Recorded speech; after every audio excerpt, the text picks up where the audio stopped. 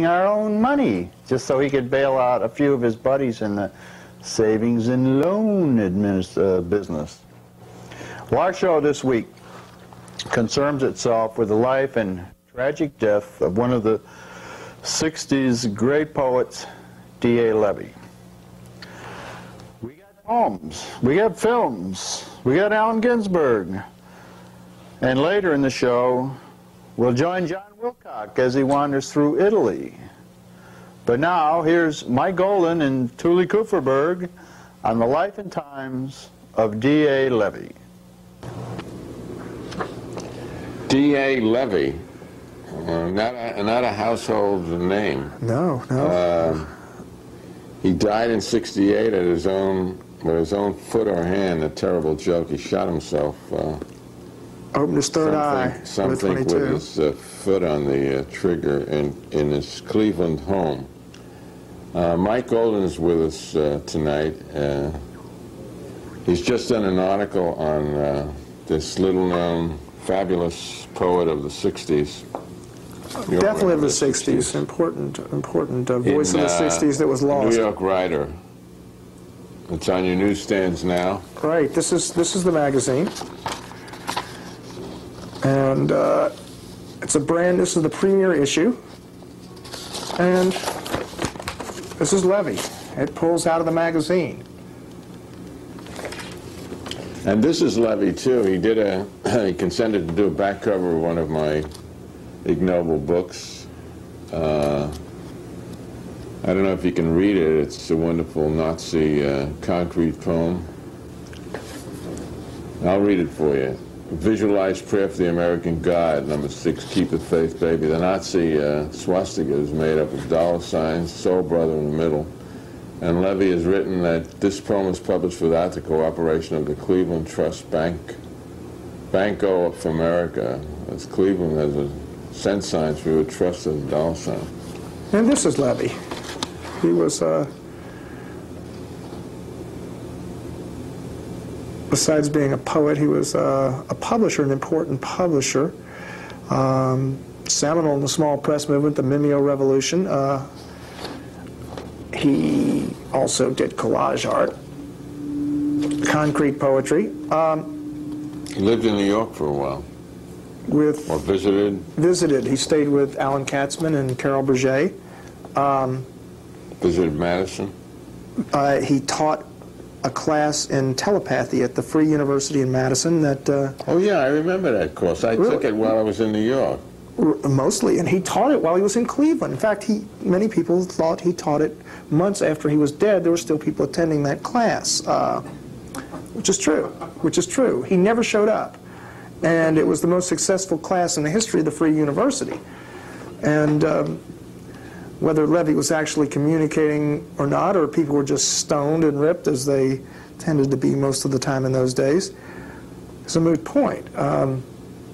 But he wasn't just a goof, he was a serious poet. He was a very serious poet. In fact, many people don't think he had a sense of humor. Many others think he did. But he was, I think, a major lost voice of a whole generation. And lost because he's been labeled a hippie poet. He was labeled, he was anti-academic. He was called an outlaw. His suicide traumatized most of his friends and the people who knew him for at least 10 or 12 years. They wouldn't talk about him. In a certain sense, he almost prophesied that it would take 20 years after his death for his work to get out there. But he wrote a lot. He wrote a lot. He had an unusually large body of work for someone so young. This is a book of his collected poems, which is that available? Is it available? I don't believe it is. It was published by Druid Books in Ephraim, Wisconsin. What year? In 1976. So you'd have to go probably to your libraries, New York Public Library. New York Public Library. I'm pretty sure what we hope there'll be a definitive collection of Levy's coming out within the next couple of years, because it's a real important body of work. His life, of course, and the mystery of his death adds a lot of drama to it. Perhaps as one of his friends said, Levy was the master of impact. I think it was Russell Solomon, who was his roommate when he first changed his name from Darrell Allen Levy to D.A. Levy, who said that all along, make no mistake, he knew what he was doing and he planned to do it. He always planned to do it. He was a spiritual being, like a Sioux warrior. He tied himself to a spear. He believed in the continuance of the soul. Hi, I'm going to read a poem from by D.A. Levy from a book that I recommend, Campfires of the Resistance. It's a collection of about 50 poets and songwriters, edited by Todd Gitlin and printed by Bob's Merrill Company in 1971. It's a good book. It's also in paperback, if you can find it. This is called Letter from an Invisible Greek. I don't know what the title means. And there's a quotation here. Because property is not more sacred than a human life, close quote. I don't know where that's from either. Maybe that's a quotation from D.A. Levy. Okay. There are radicals, and he spells that radicals with a small r, and there are radicals, capital R. And there are those who disappear in the middle of the day. I listened to at least 1 million angry voices when I was 17, went to meetings, walked on picket lines. One day a Chicago pig just barely missed putting dents in my head. I was falling into the clouds of oblivion, waiting for my brothers to fill the space where I had stood. And they were running in the darkness while I was falling in the light. Yeah, there are radicals, small r, and there are radicals, capital R. And I'm not going to get my head busted for a handful of words again. I wear a suit and a tie, and I am old, though only 20. You can barely notice me at all. Yet inside me burns an inferno that screams for actions. Not actions, not holy doctrines of Marx or Lenin. I don't talk so much anymore, and I don't let the pigs get between me and the enemy either. I just go to my classes and study. Someday I'll probably get a job as an engineer. And when I think of revolution, I just open my eyes and see where all the money is. Well, it's of City Hall. I'm just making sure it doesn't fall on me. There must be 1 million ways to protest a war economy other than getting your head beaten to dust for television audiences. I don't let the pigs get between me and the enemy anymore. In my pocket, 100 student subscriptions to Time magazine and 100 unknown addresses. There must be 1 million of us who drop tax in official parking lots. Yeah, I hope no one gets hurt doing it. Let them have their special reserved spaces. Damn it, I'll be the first to agree. We need law and order. But what does that mean? I can't complain. Getting clubbed by that animal in Chicago has done a lot for me. You might call me a hypocrite, but inside I know who my enemy is, and I know who protects him. I don't smoke pot or talk against the system. I'm just helping it along the mysterious road of suicide. Why would it invest its sons in Korea, Vietnam, or praise cops that mace children in the streets if it wanted to survive? Democracy. We all fall down as the majority votes on information provided by businessmen and the war makers, and the death rattle on the wind is ignored. And the death rattle on the wind is suppressed by creating louder noises. It could have been a nice country if the people had only noticed how many were beaten in the streets crying for freedom. There are radicals talk until the sun rises, and some who disappear unknown. My money goes to the movement in an anonymous check, and the school I go to has thousands of machines waiting to be wrecked. If I went to the Regents with the students at my back and asked the university to close its doors for a week in protest of the war, I'd end up in jail or out on my ass. Why waste a good education getting lost and assassinated in proper channels? Someday I'll be an engineer. I know it cost the school more than it cost me. Rah, rah, rah for the old school spirit and all the Puritan myths. Yay, Boeing, yay, Dow. Will ROTC teach me how to fire a gun? Someday I'll need it. I know who my enemy is, old university. Wow, that's not a pacifist message, is it? I know who my enemy is, old university. On with your military research. More money from the federal government. You'll need it just to replace the janitors tired of cleaning my shit from your Snow White image. I'll let the kids from SDS get busted trying to find their voice. I'll wear my suit and tie. My education will cost a few grand. It's already cost you 25. I may not be honest, but no one will ever call me a commie. I'm a quiet student. I sit back and watch. And I've learned a lot from the faculty. I've learned a lot from the faculty on how to screw someone from behind. So recently there was the city that arrested him, the Case University held a memorial. Well, it was held at Case Western for years. I'm not so sure I'd go so far as to say the city decided to honor him. Cleveland hasn't quite made amends to Levy yet. But there are people there. There's an active art scene in Cleveland. I mean, Cleveland should not be portrayed as the asshole of the universe, which is... No, there are other cities competing for that honor. There really are. There are bumfucks everywhere we go. Including our city. With our mayor, yeah, he's put us right over the top. Maybe it's the... So, would you tell us a little about the film we're going to see now?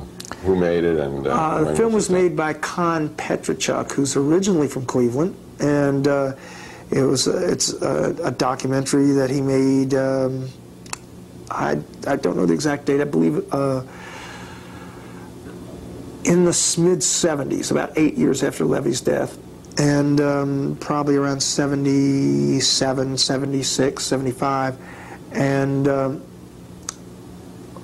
it's got the only footage I know of Levy when he turned himself in to the police after they sent an indictment out on him, and he disappeared. He went into hiding. They as they like to say, the Underground Thought Patrol, which is what this group of poets who fought the police in the city of Cleveland during the 60s called themselves. They discerned the police were coming after them. It was really one of those magical tricks, you know. The truth was, the police were so sharp, they delivered the newspaper announcing Levy's indictment to his apartment. So half an hour before they raided his apartment, he read they were arresting him in the paper, and he left. But he hid out and put out his underground newspaper, which was called the Buddhist third-class Junkmail Oracle. And after a few weeks, he announced that he was giving himself up, and he tipped off the television press. So he was actually way ahead of his time in staging media events. And now look how that's backfired. But he was way ahead. He was orchestrating the whole thing to call attention, not just to himself, but to the situation. And so he was really underground. Some is that poet in America. Well, he was really underground, and we might have heard a lot more about him if all this wasn't going on in 66, 67, 68. You know, it's within 6 months. Martin Luther King, Bobby Kennedy and Levy, the Democratic Convention, really explosive energy. A lot of what the article talks about are his friends' reactions to his death. Some of them are pissed, some of them thinks he killed himself. Everybody's been trying to theorize for years, why did Levy kill himself just when he was achieving what could be called real major success for someone of that age at that time. Well, he obviously didn't think so. Okay, let's, you know, a lot of apparently a lot of people don't accept other people's opinions of themselves. including Phil Oakes and so on. Right. So now, on to the film. If I Scratch, If I Write, by Con Petrichuk. I considered going downtown to see if there really was a warrant out for me. My life was threatened. I decided to wait till the UTP had completed their preliminary investigation on the rumor of my death sentence by the county Gestapo. My greatest crime, of course, is being poor. Thank Allah I am not black. With my loud mouth, I could have been dead years ago. P.S. To protect the police from any further embarrassment, I have decided to turn myself in.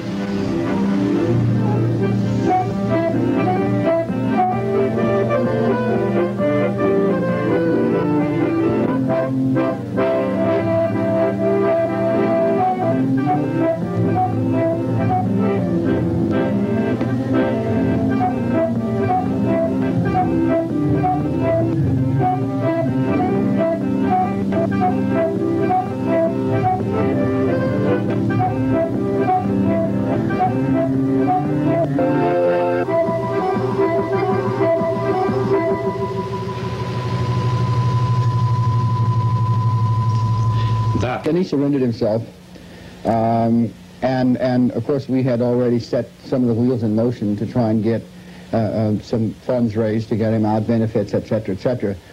During one of the benefits, Allen Ginsberg came. In New York, we'd had problems in the coffee shops because the police wanted us to get entertainment permits, you know, like as if we were a nightclub, and we were just reading poems in a coffee shop.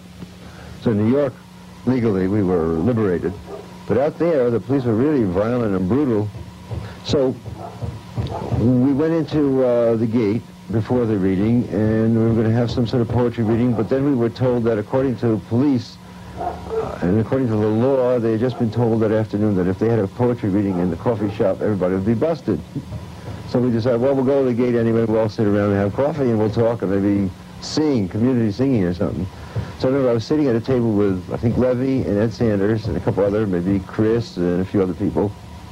And after a while, talking together, crowded, lots of people there, big excitement, and then there were the police coming, I heard. So we started singing, like, We Shall Overcome or something. So that wasn't entertainment, it was just people sitting in the coffee shop singing We Shall Overcome.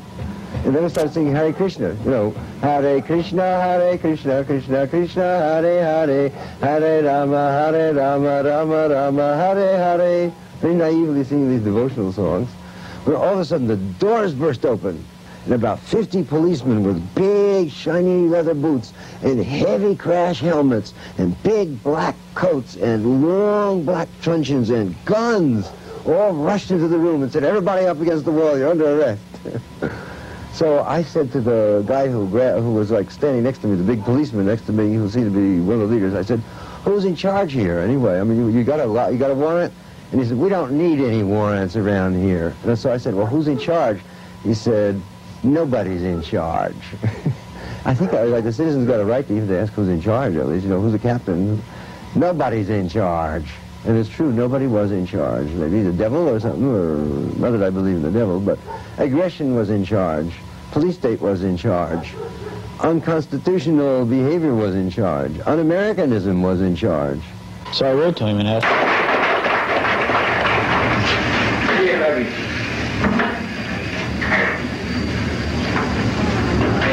I scream white, and I live there. I am the divine food which is not corrupted in me. I gave birth to myself with new when I was in full drag as Capera, and I followed every day. I am the Lord of light, and death is not my train. If I die, keep me out of Mississippi, the torture chamber of the underworld. Let me gobble gobble the eye of Capera. Let me shit sun rays. I become a hawk, a swallow, an ibis, a crocodile. My imagination is unlimited. My being is becoming unlimited. I walk through the curtains. When I return, the scarab says, glad you're back, Jack. I thought I'd have to lug it around. Ba, ku, sa, unlimited bodies without and within, ashes, scarab with a hookah, kip in the keef body and the jam body and moves. It's super spirit, leaps tall buildings, lingam shoots universes. Small eye in the forehead blinks on and off like a neon sign, an eon sign. I am blessed by Einstein the eagle. Make me invisible to myself and my other enemies. I am Kuinoho, Spirit of Ohio, Boo-hoo of Swamp Erie. I am the eternal boo-hoo of the Lakewood elite. I am he who reads this. I am free, colorless, odorless, and unborn. I am my faith before television. I am he who does not read this. I am he who understands nothing. I am master of the buried knowledge. I keep the sacred books. I am me. I lost the key. I try. And you, lost in dreams of stallions and television violence, you are dying in your suburban homes. You are dying. The 11:20 news is a lie. The 7:30 news is a lie. Huntley and Brinkley are lies. The weather report is a cartoon, and you are the late movie. Blood, guts, death, murder, law, crash, war. The angel of death is not news. You failed in your toilet training, you dreamers about identities. You are not Jean Harlow. James Dean's death is not yours. Gary Cooper's cool is not yours. Liz Taylor's dream twat is not yours. Bridget Bardot is not Rambo. You are sitting there, sucking it up. It was a joke. It was just